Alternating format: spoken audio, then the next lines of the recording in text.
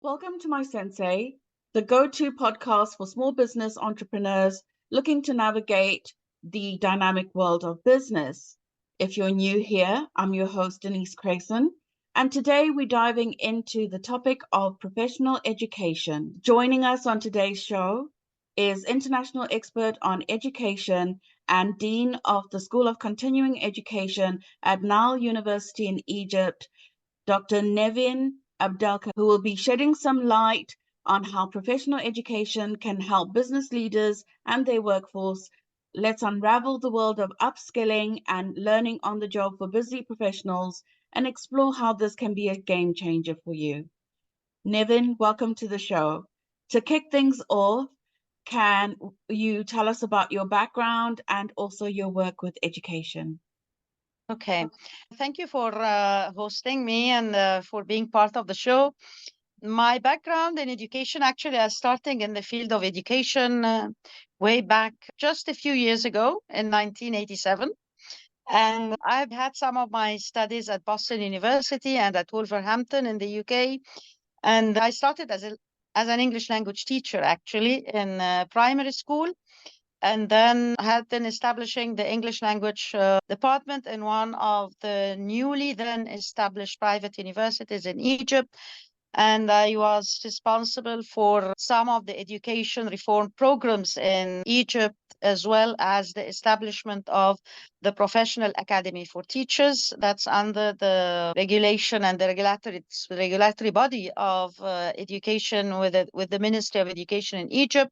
And currently, I am the Dean of the School of Continuing Education with Nile University. So we are responsible for not only for the private corporate sector, but our education and professional development is responsible for preparing the citizen, whether the citizen is 6 years old or 106 years old, or even until this citizen wants to stay at home. Even if they want to stay at home and enjoy themselves, they will find something that we are offering them. This is our key, and this is how I'm involved with education that actually works on how we can educate ourselves to fit whatever we want to do, whether it is professional or entertainment. Thank you very much, Nevine. We look forward to the gems that you can share with us today. To go into the first question, I want to touch on emerging technologies, especially because that's the biggest disruptor to business at the moment. Is data is the biggest commodity, but the biggest disruptor is the technologies that are changing on a weekly basis.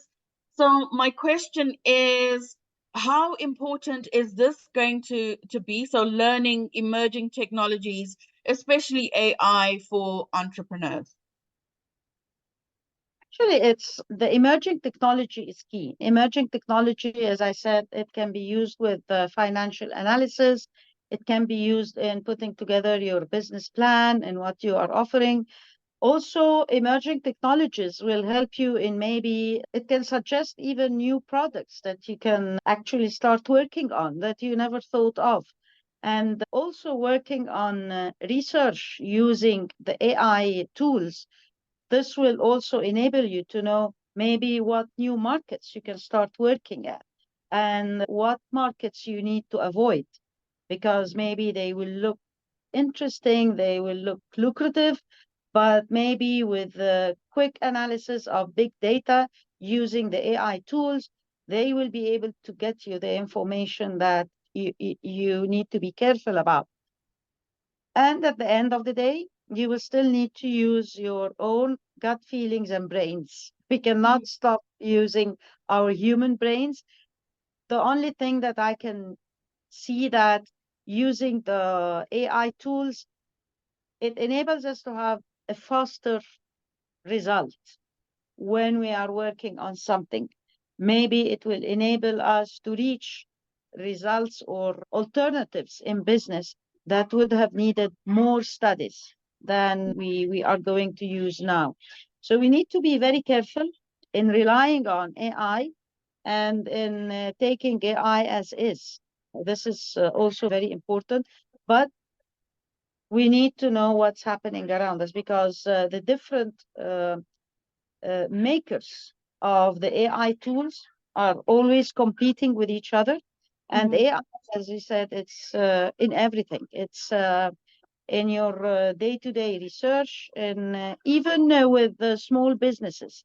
If you are going to design something, if you are going to start, even if to start a new business, even if you are not yet an entrepreneur in action, but an entrepreneur to be, you need to learn and to always take classes and to always give yourself the online enrichment of getting to know more about the latest tools and also analyzing and the different tools that are offered, not only to learn the tools, because some tools have better things than others.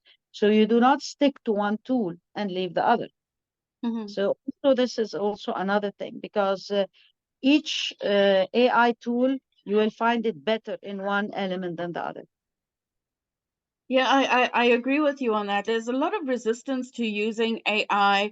And I don't know if most people know that we've been using AI for a long time. Like some of the big corporates have already implemented AI for years. The facial recognition technology that we have on our phones, Netflix anticipating what programs to suggest to us based on our previous activities or previous selections. AI has been a part of our lives already.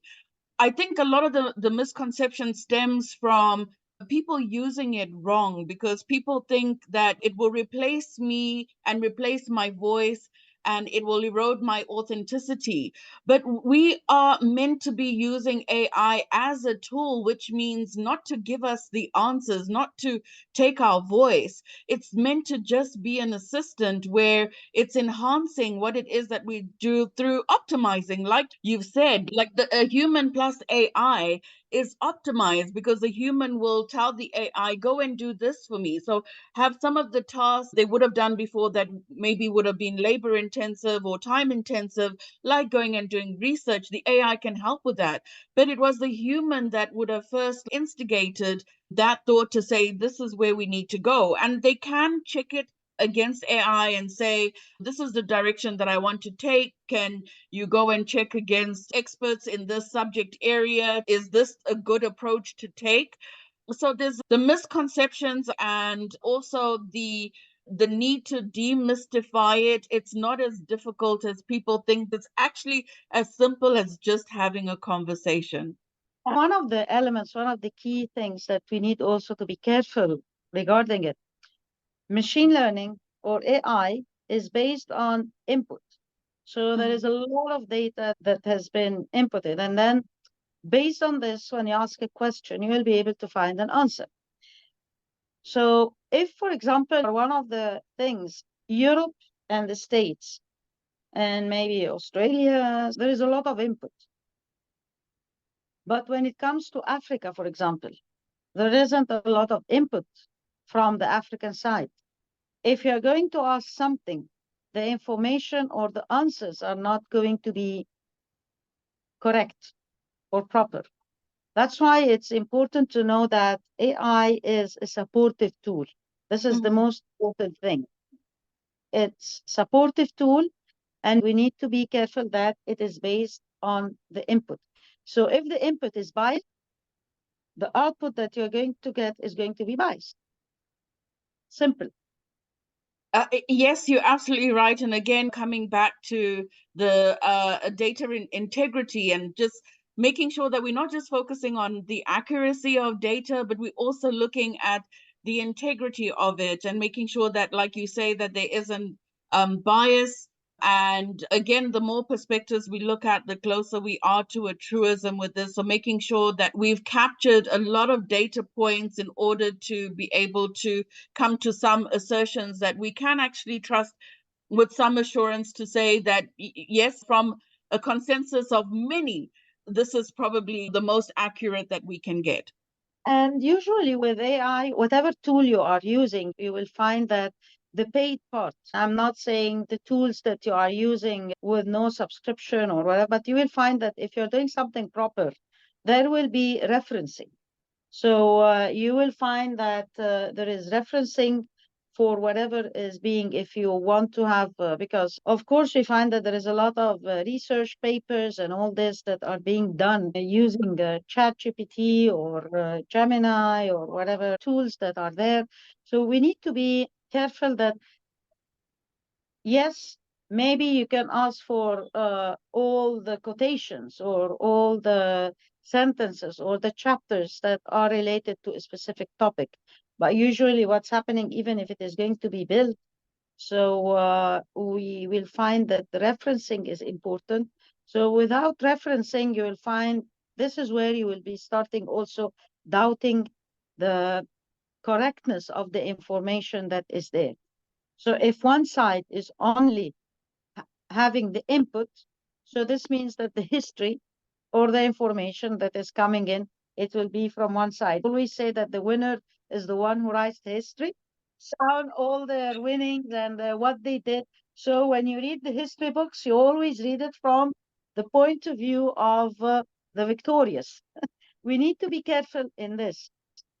We need to have entities that will ensure that there is fairness in, and that we encourage everyone to put in data so that data will be inputted from all elements, from all fields. That's very important. That's one of the key things. I like what you've said, and I've got a variation to that analogy that you've used. There's an African proverb that says, until the lion learns to write, stories will always be written to glorify the hunter.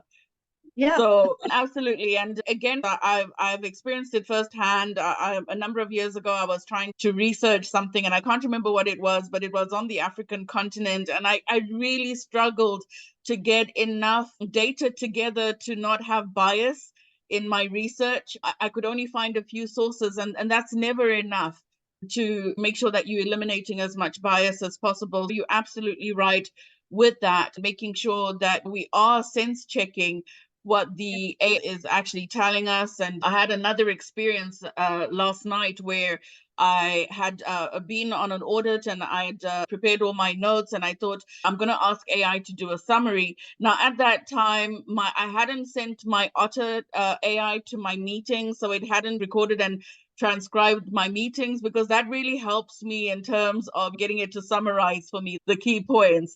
I was actually typing them and using a typed document.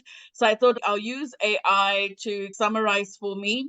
And I'd asked it to look up a key word or a key phrase. But when I was in the discussions, I wasn't using the same key word or key phrase all the time. So the summary that I was getting back from the AI, I was looking at it and thinking, I know there were more instances in that report where I mentioned it, and it's only returned a quarter of the results that I know are there. And it was because of the inconsistencies in how I had actually put my prompt in. It was insufficient, it was inadequate in order to generate the results that I actually needed. So coming back to that prompt engineering that you were talking about earlier, I think I've got too accustomed to using my custom GPT and relying on that a little bit. It was a good reminder to me the importance of sense checking. So I want to go to what are the pitfalls that entrepreneurs should be looking to avoid when they are going into looking at professional education and upskilling themselves? What should they be looking out for? Okay, one of the key elements they need to be looking, as I said, to financial skills is key, and they need to look for reducing their arrogance, because a lot of the entrepreneurs, they are too arrogant and too full of themselves, especially Please can you expand on that? if we can say the young people. They feel that the world is theirs, and because there is this ability of researching and getting the information very quickly, and also when they start a business grows very quickly, so there is no patience, there isn't the humble spirit of going through the experience. This being humble is one of the key elements of success and keeping success. I'm not saying that you are not to be proud, but there is a fine line between pride and arrogance. This is one of the key things.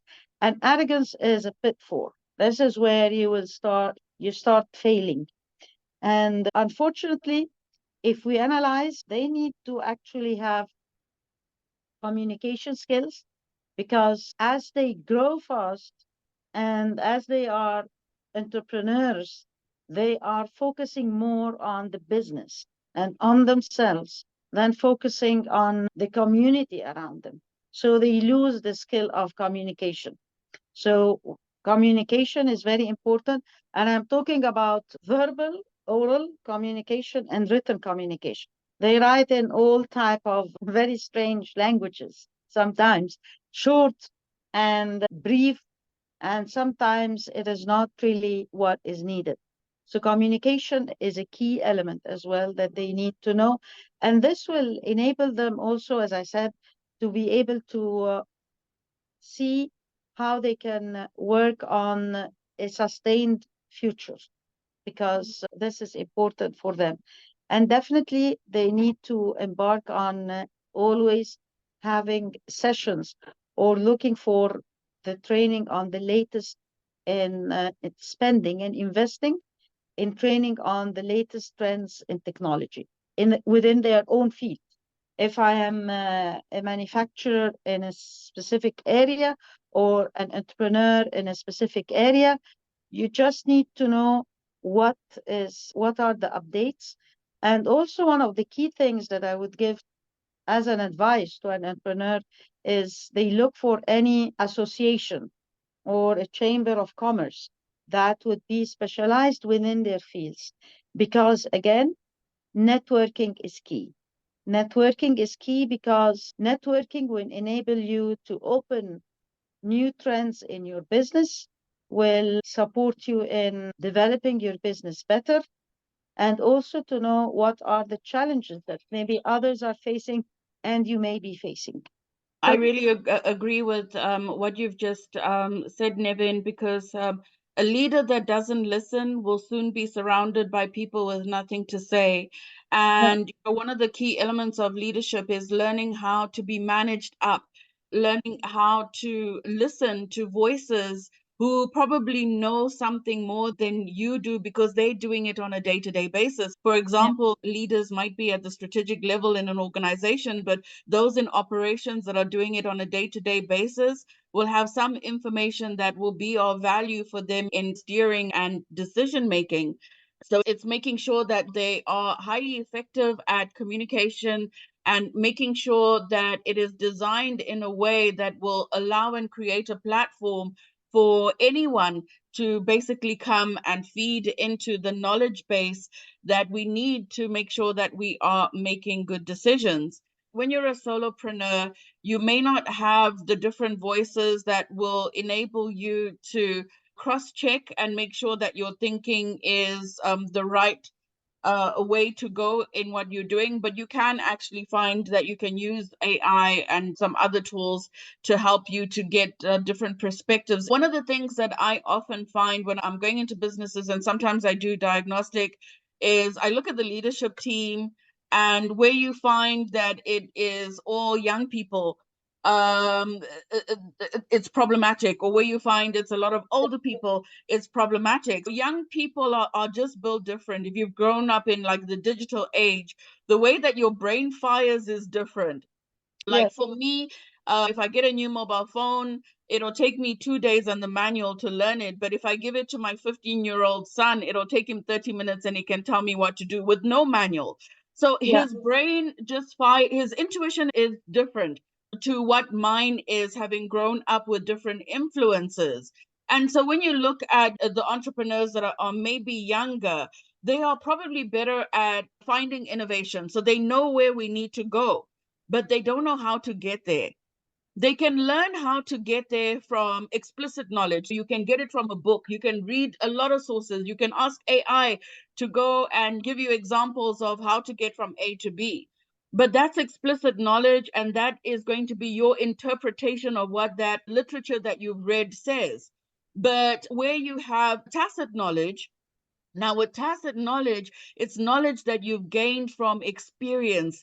you've actually done it, which is a different type of value.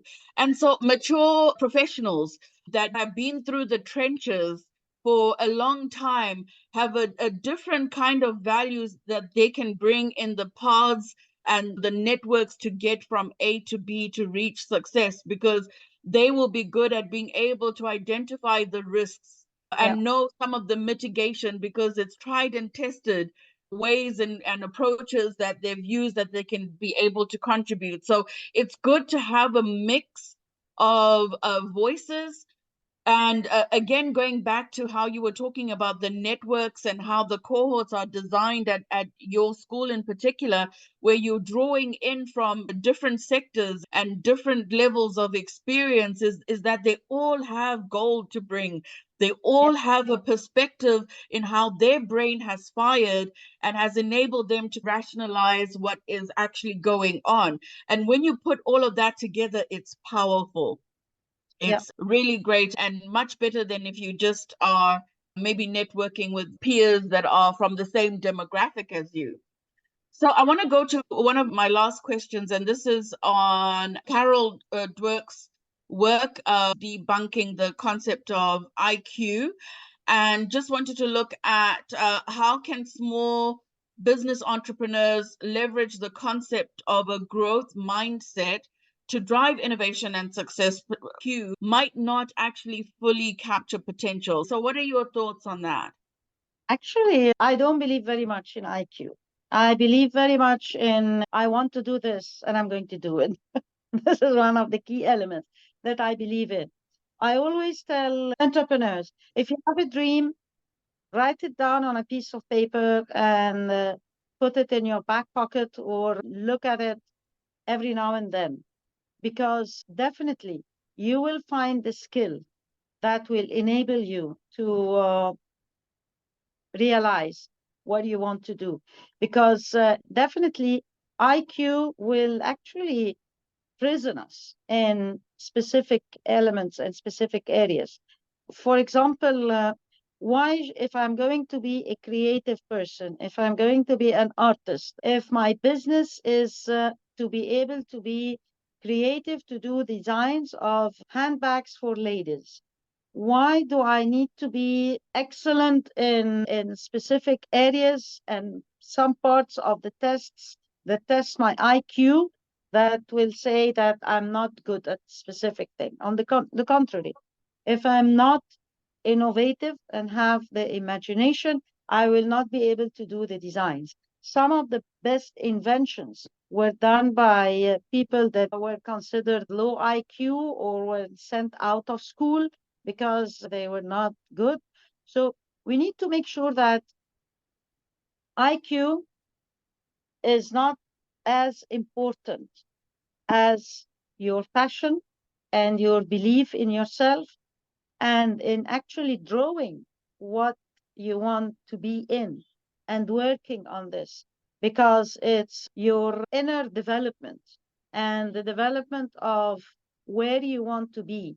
This is what leads you, because you can always see. Let's give it an idea. If you are looking at a road and you know that you want to reach the end of the road, don't look at the length of the road. No, just put together in your mind the end. And as you walk, you are walking with the strength that you will be reaching your destination with the positive strength. We need to be positive, and whatever we are looking and whatever we are seeking, we will reach. And if we are thinking negative, we will get negative output and input, both. Whatever we are thinking, our thoughts are like a magnet. It simply brings together whatever is there. So if I'm thinking positive and that I'm going to do this, everything positive is there. Because instead of looking at a problem, you will not consider it a problem, you will consider it a challenge, and you will consider it a stepping stone. But if you are negative, it is going to be the closed door in front of you that you will not be able to manage. So it's very important to learn and to know that it's not your IQ as much as it is your emotional IQ, your emotional quantum, your emotional intelligence, which is very important, and also your ability to develop the positiveness within you.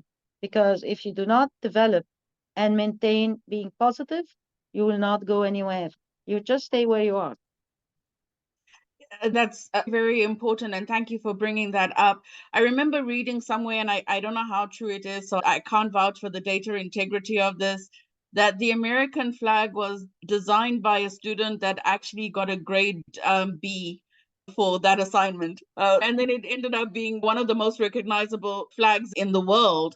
And also something else that you mentioned about making sure that you are careful about what inputs you bring in because they impact the outputs. I remember watching a documentary a number of years ago, I think it was over a decade ago, on someone, I think it was a hypnotist in the UK, that was investigating the concept of people that say they have good luck and people that say they have bad luck. So he had secretly followed two individuals, one that said that they had very good luck and one that said that they just had a lot of bad luck. And after a month of looking at where they went and things that they did, he started planting money in places that they would normally pass by, that they frequented. And the person that said that they were a lucky person always found the money. But the person that said that they were unlucky never saw the money. They just used to walk past it all the time. They are infinite opportunities that are out there, but it's limited to the level of our belief. If you believe that you can only go so far, you will only go so far. If you believe that you have no ceiling, then you are open to everything and anything, and you have capacity to grow. Yeah, I always tell everyone, I tell my colleagues and those who are working with me in the team, the sky's the limit. That's it. Nevin, the last question that I'm going to ask you, and this has been a wonderfully rich discussion. Thank you so much for being with us today on the show. Question that I always ask the guests is, what should entrepreneurs be focusing on that they are not right now? Okay. They need to focus on, let me say, most of entrepreneurs, as I said, they are focusing on the growth of their products and the growth of the business. So they need to focus on both their own growth and the growth of the business. And they definitely need to focus on their financial skills again. I just pin it up, and this is something that is key. And within the financial skills, the embedding of when and how far they can be risk takers for the sake of the growth of their business. This is very important. And definitely the last bit is to make use of artificial intelligence as much as they can in developing these two parts, their own business and their own self. And knowing that AI is not a magic wand, it's a tool, but not a magic wand. Thank you, Nevin, for sharing your insights with us today. And to our listeners that have been listening, I hope that today's segment is going to inspire you to embrace professional education and harness its potential for your personal and also business growth, like Nevin has mentioned today. Don't forget to visit our website, www.mysenseihub.com, for more resources. And if you are looking for tools to help you power your business with professional education and coaching, we always releasing new courses. So please do go and check it out and join us next week for another enlightening discussion. Until then, keep innovating and stay ahead in your entrepreneurial game. I'm your host, Denise Crayson, with this week's My Sensei guest, Nevin Abdelkhalek. Thank you, Nevin. Thank you, Denise. Thank you.